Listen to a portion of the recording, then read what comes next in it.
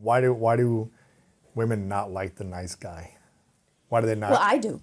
Why do some women? You're so nice. Why do some women not fall for a healthy, nice, conscious man, and they fall for a man that has, likes and interests, but doesn't have a healthy relationship with themselves and doesn't treat others well? Why do they fall for that? Yeah. Well, one is this, because they haven't addressed that they're looking for love as a wounded child, as opposed to, being open to love as an adult, which is, I think this is the way you and I met. We were not anymore looking for love. Right.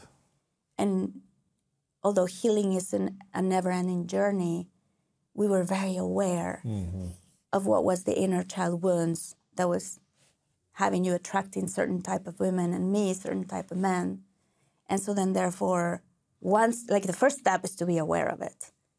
And then you start noticing, and then something happens. Did it happen to you, Luis? Because for me, it was this integration of my inner child. This moment, these exercises that I would do in which I would say, oh my God, I got myself. Nilda is my therapist. I talked to you about Nilda. She's incredible. And she said to me back in the day when I was in a relationship, this person yelling at me all all these things. And she would say, don't say he's yelling at me. He just yells. It just doesn't go with you. Right. And you can either choose to accept it or not. Or get out of there. But changing it is actually something that you got to look at within yourself. If I don't accept who this person is, it doesn't mean they're right or wrong, good or bad. It just means it's not a good match for me. Yeah. And so they may not want to change. And you have to be okay with it if the other person doesn't want to change. Yeah. And you have to evaluate, okay, am I happy removing myself from this relationship? Even though there might be some other benefits, but can I deal with the parts that cause the most stress and pain? And I think, again, not everyone is bad all the time or something, but are the things that I don't like or don't match or align with, knowing this may never change. If it never changes, am I accepting it and okay with it? And I think if you're not willing to accept who they are now, you can't expect them to change later. No. So it's learning to say, am I okay? And can I give into this or accept this? Or, is this a non-negotiable for me?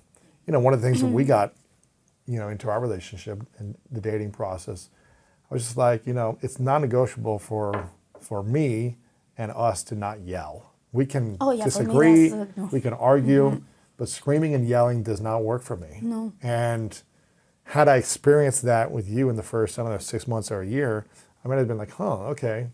This is something that you do, maybe from time to time. You haven't done that. No. But I would witness it and be like, okay, this doesn't work for me. And having a conscious conversation and saying, hey, if this is the way you're going to be at times, just let me know because it doesn't work for me. Yeah. Or am I able to accept you if once in a while you do yell, if there's a lot of other good that happens? Yeah. And I think those little nuances are hard sometimes for people to decide. Yeah, because everybody wants to be loved.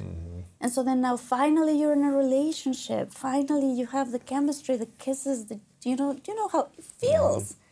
And then you're thinking, well, if I'm single again, will I find someone who's good and I don't want to be alone and all these things. But wait a second, there are all these things that are great. Okay, all these things that are bad. But maybe with time. And then you hand them the book. Then you hand them the podcast. No. And then you become the coach. People don't want to change though. People don't want to change who they are when they're in a relationship. No. I have, before you, I've chosen many relationships where I felt resistance. I felt like I didn't want to change, but the only way to make this person happy was if I changed so many different things. Yeah. And that was on me for deciding to adjust and change and adapt to make someone happy, as opposed to just being full, authentic yourself and being in a relationship where you commit to personal growth individually. Yeah. I think that's something we've done really well, is committing to being in a process of personal growth individually, both having emotional coaching and saying, hey, I'm going to grow whether we're together or not. And you're going to grow whether we're together or not. So let's make that commitment and pact from the beginning, which I think creates a lot of safety in the relationship for both of us, knowing this person's not going to stop improving. They're not going to stop learning. They're going to keep having a beginner's mind about their emotions, their relationship to themselves, how they navigate stress, knowing we're never perfect human beings, but we're in a process of growth. Yes. I think that commitment to growth gives us a lot of peace. Yeah. And There's so many things that I feel so grateful for the way we started our relationship and how it happened.